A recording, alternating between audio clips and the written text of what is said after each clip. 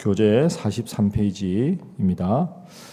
악과 우매함으로부터 돌아서는 것을 완고하게 거부하는 자는 반드시 패망하게 되어 있습니다. 그렇기 때문에 뇌물을 멀리하고 이웃을 함정에 빠뜨리는 일을 해서는 안 됩니다. 경로, 파괴, 폭력을 행사하는 사람들은 세상을 어지럽게 하지만 지혜로운 사람은 자기 자신을 절제합니다. 또한 부패한 자들의 말을 듣기보다는 가난한 자들의 신음소리를 듣는 것이 더욱 지혜로운 일입니다. 하나님의 말씀을 무시하는 백성이 방자에 행할 수밖에 없는 것처럼 부모들에게는 자녀들을 채찍과 꾸지람으로 훈계하는 것이 필요합니다. 사람을 두려워하기보다 여호와를 의지하는 것이 그 무엇보다 안전한 일임을 꼭 기억해야 합니다. 계속되는 일상생활에서 꼭 필요한 교훈이 오늘 본문에도 소개가 되고 있습니다. 자, 우리 1절 말씀 한번 보겠습니다.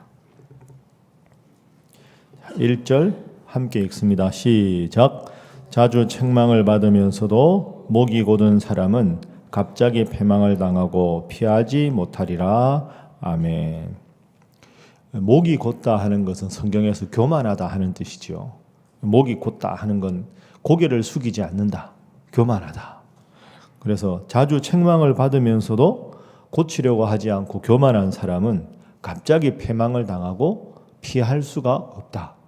첫 번째 기도 제목은 스스로의 허물을 늘 살피게 하소서 하는 기도가 필요합니다.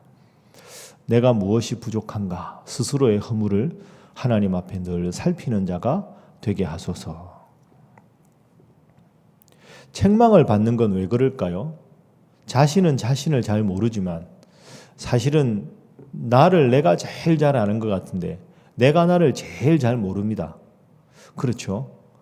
난데 내가 나를 잘 몰라요. 다른 분들 보기에는 다 보이는데 자기는 자꾸 자기 생각에만 빠져 있으면 모르죠.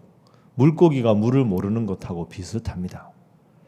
그러니까 이제 주위에서 자꾸 조언을 하는 거죠. 이래야 된다, 저래야 된다. 그런데 조언을 할 때마다 귀에 거슬린다고 듣지 않고 자기를 자꾸 합리화하고 하나님 앞에서 바로 서지 않았는데도 그 모습을 다른 사람들은 다 보는데 스스로는 못 봅니다.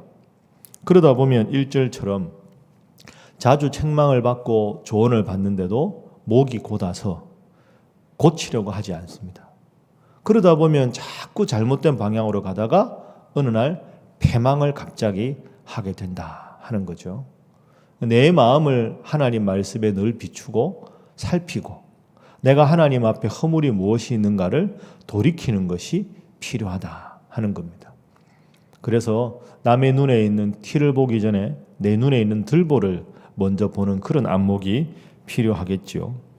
그래서 오늘 1절 말씀을 생각하면서 여러분, 오늘이 벌써 올해 시작한 지 열흘이 지났습니다. 그죠?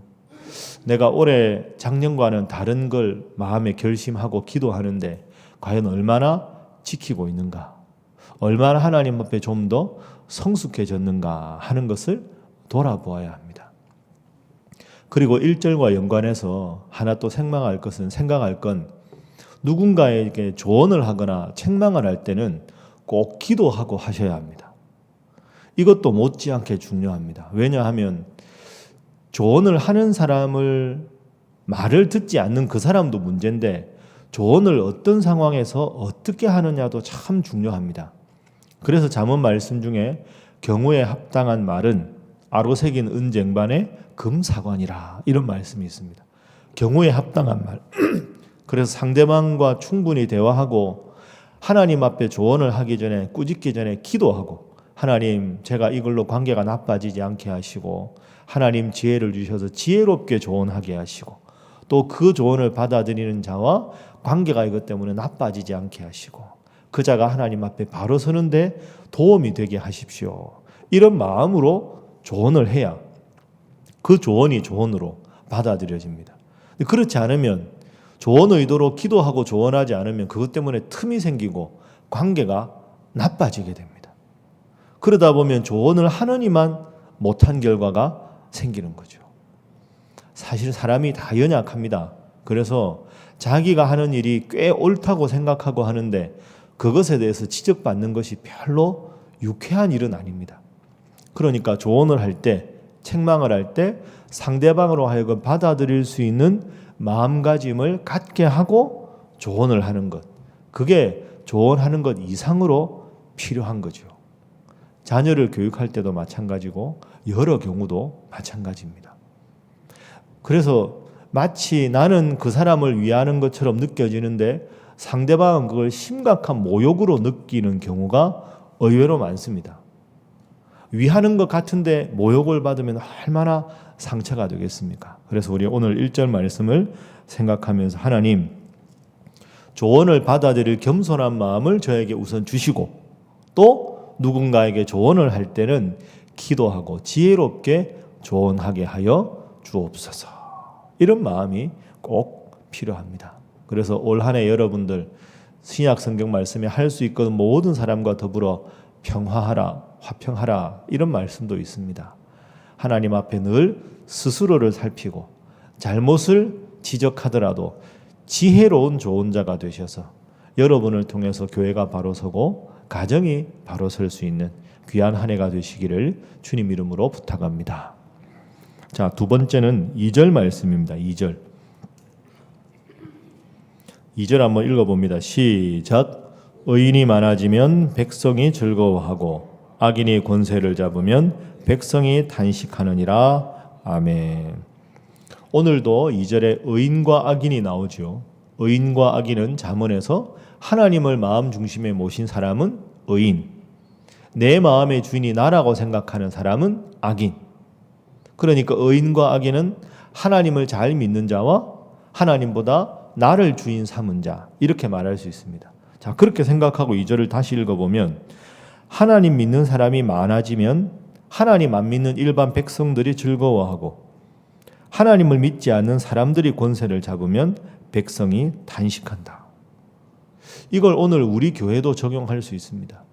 그러니까 하나님을 잘 믿는 신일 교회가 잘 되면 백성들이, 하나님 믿지 않는 이 지역의 이웃 백성들이 함께 기뻐하고, 하나님 믿는 교회가 하나님 중심으로 살아가지 않으면 백성들이 안타까워하고 단식한다 하는 것이죠. 그래서 두 번째로 기도하실 때는 하나님, 교회가 행복해서 지역이 행복하게 하옵소서 하고 기도해야 합니다. 교회가 행복해서 지역도 행복한, 이게 우리 신일교회가 꼭 기도하는 그런 제목이죠. 교회가 행복해야 지역이 행복합니다. 그런데 이걸 논리적으로 생각하면 교회는 부흥하는데 지역 사람들은 교회가 부흥하는 걸 달가워하지 않는다. 그건 방향이 잘못된 겁니다. 교회가 잘 되는 만큼 지역이 잘 돼야지요.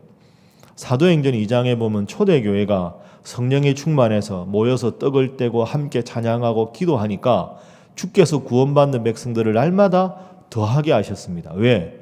교회에서 살아가는 모습이 너무 아름답고 행복하니까 하나님 믿지 않는 사람들이 나도 저 공동체 일원이 되고 싶다 하게 마음이 다 열려버린 거죠. 그러니까 하나님 믿는 사람들이 많아지는 겁니다. 전도는 입술로만 하는 게 아니라 우리의 표정으로, 우리의 행동으로 하는 겁니다. 그래서 교회가 지역을 위해서 잘 섬기면 굳이 전도하려고 하지 않아도 지역 분들이 야, 나도 저 교회 일원이 되면 참 내 인생에 기쁨이 있겠다. 이런 마음을 가질 수 있어야 교회가 잘 되는 거죠. 의인이 많아지면 백성이 즐거워한다. 친일교회가 부흥하면 이 지역의 여러 이웃들이 기뻐하고 함께 즐거워한다. 우리 어제 읽은 말씀, 그제지요. 27장 2절에도 이런 말씀이 있습니다. 27장 2절, 타인이 너를 칭찬하게 하고 내 입으로는 하지 말고 외인 바깥 사람들이 너를 칭찬하게 하고 내 입술로는 하지 말아라. 타인이 너를 칭찬하게 하라. 이게 어떻게 됩니까? 적용하면 이웃 주민들이 교회를 칭찬하는 게 좋다. 자화자찬보다는 이웃이 칭찬하는 게 좋고 이웃이 칭찬하는 것보다는 하나님이 칭찬하는 게 좋은 줄로 믿습니다. 어떻게 하면 이런 교회가 가능할까요? 우리가 기도해야 합니다. 그리고 제가 새벽에 오신 여러분들에게 부탁을 좀 드리겠습니다. 제가 이번 주일 설교가 이 주제입니다. 우리 이웃과 우리 교회의 관계에 대해서 지금 설교를 준비하고 있는데요. 여러분들도 누구라도 대부분 여기 계시잖아요. 우리 교회가 이 일을 꼭 해줬으면 좋겠다. 이런 사업을 꼭 해주면 진짜 이웃 사람들이 고마워하겠다. 그런 의견이 뭐라도 좋으니까 있으시면 목사님들께 말씀하시든지 소통에다가 넣어주십시오. 사실은 부끄러운 고백인데요. 목사가 교회를 제일 잘 아는 것 같은데 목사라서 또 모르는 게 있습니다. 그러니까 여러분들이 더 정확하게 아는 게 있습니다. 특히 믿지 않는 분들이 뭘 원하는지 교회. 그래서 그것이 합리적으로 타당하고 교회가 꼭 해야 될 일이면 당의 장로님들과 의논하면 장로님들도 기꺼이 그런 일에 대해서는 잘 도와주시거든요. 그래서 교회가 잘 되는 걸 이웃이 더불어 기뻐하는 그런 지역이 될 수 있도록 여러분들도 기도해 주시고 또 좋은 아이디어가 있으시면 얼마든지 내주셔서 정말로 우리 교회가 여기 있다는 것이 이웃 주민들이 먼저 자랑하고 기뻐하는 교회. 그래 더불어 우리도 신일교회 일원이라는 게 너무 행복하고 너무 자랑스러운 여러분들 될 수 있도록 더 이 일을 위해서 기도하시고 노력해 주시기를 주님 이름으로 부탁합니다.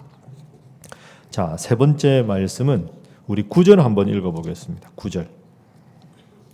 29장 9절. 자, 시작. 지혜로운 자와 미련한 자가 다투면 지혜로운 자가 노하든지 웃든지 그 다툼은 그침이 없느니라. 아멘.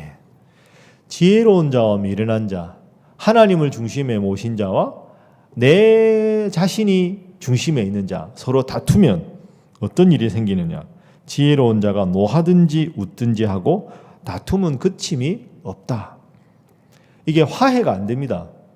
하나님을 잘 믿는 사람과 하나님 믿지 않는 사람들이 논쟁을 하면 결론이 안 생깁니다. 그렇죠. 하나님 믿는 사람은 하나님 중심으로 생각을 하고 내 생각이 중심인 사람하고 이게 안 됩니다. 그러니까 다툼이 있거나 화해가 있다 하는 거죠. 이 본문은 그러면 말을 하지 말라 이런 뜻이 아닙니다. 내가 힘들고 어려울 때 하나님께만 내 마음을 토로하는 자가 되라 이런 뜻이죠. 내 마음에 하나님은 중심인데 내가 힘들고 어려울 때는 하나님께 내 마음을 토로하는 것이 지혜로운 방식입니다. 다른 사람에게 인정받지 못해서 분해할 것도 없고 힘들어할 것도 없습니다. 그래서 세 번째 기도 제목은 마음을 주님께만 토로하게 하소서 하는 겁니다. 그래서 11절 말씀에는 어리석은 자는 자기의 노를 다 드러내어도 지혜로운 자는 그것을 억제하느니라. 왜 억제할까요? 미련한 사람과는 논쟁을 해서 이기는 게 의미가 없습니다. 하나님 믿는 사람과 하나님 믿지 않는 사람 서로 논쟁해서 서로 합리적인 결과가 나오지 않습니다.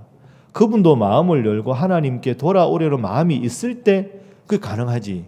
그렇지 않으면 참 대화하기가 쉽지가 않습니다.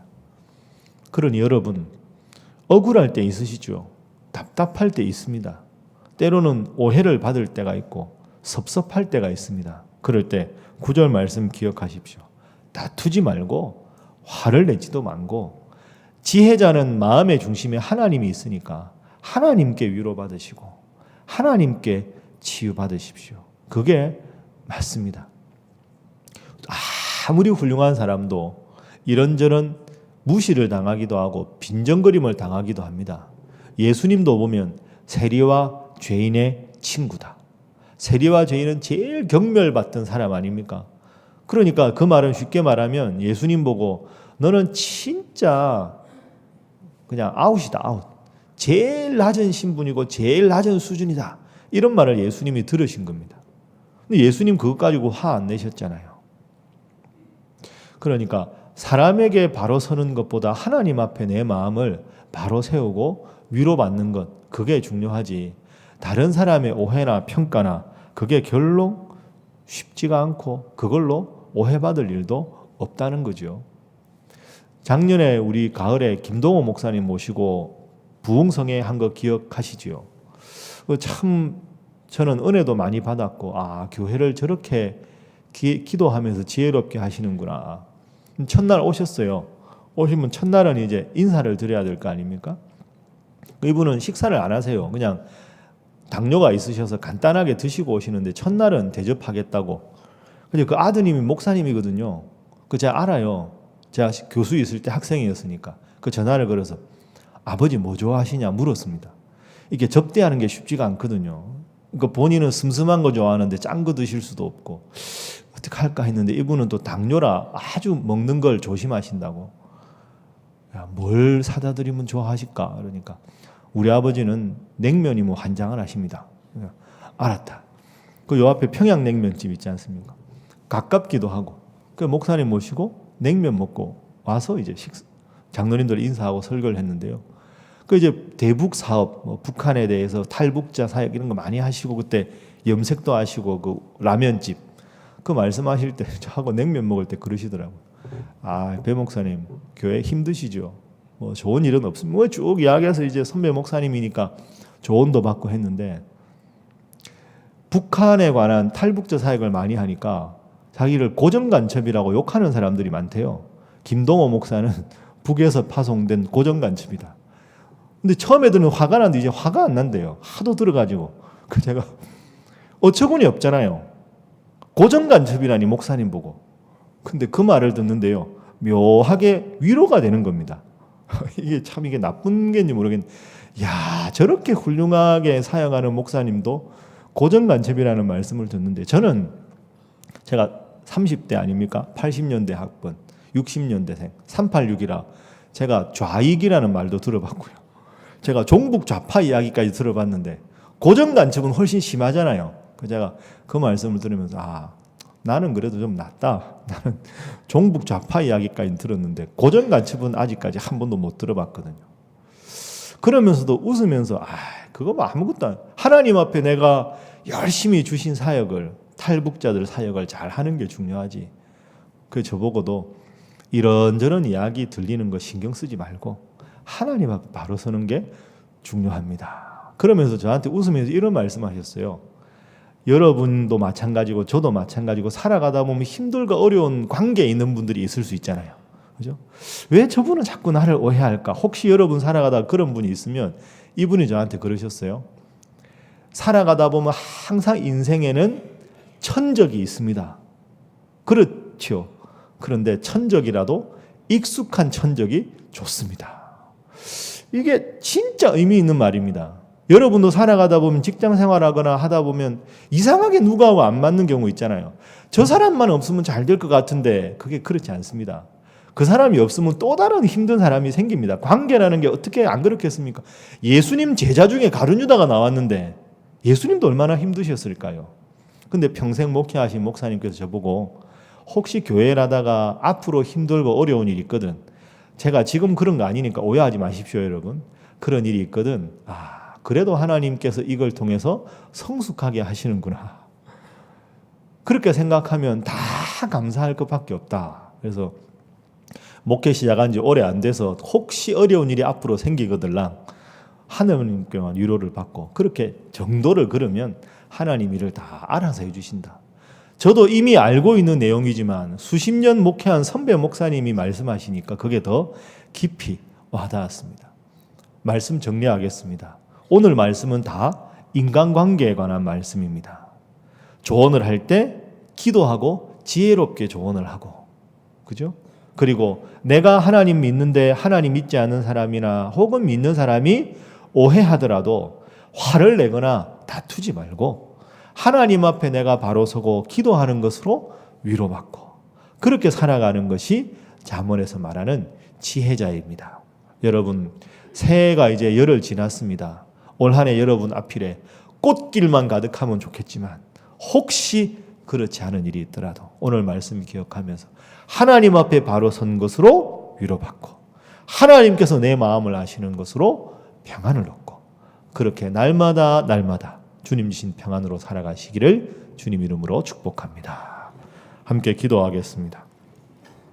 하나님 스스로의 허물을 늘 살피게 하시고 교회가 행복해서 지역도 행복하게 하시며 마음을 주님께만 토로하게 하시고 묵묵히 기다리며 기도하는 자 되게 하여 주시옵소서. 올 한 해 모든 관계 속에 하나님 한 분만으로 위로받고 평안 얻는 자 되게 하여 주시옵소서. 기도하시고 또 여러분 가족들 위해서, 교회 안팎을 위해서, 선교사님들 위해서 다 함께 기도하겠습니다. 주여 믿습니다.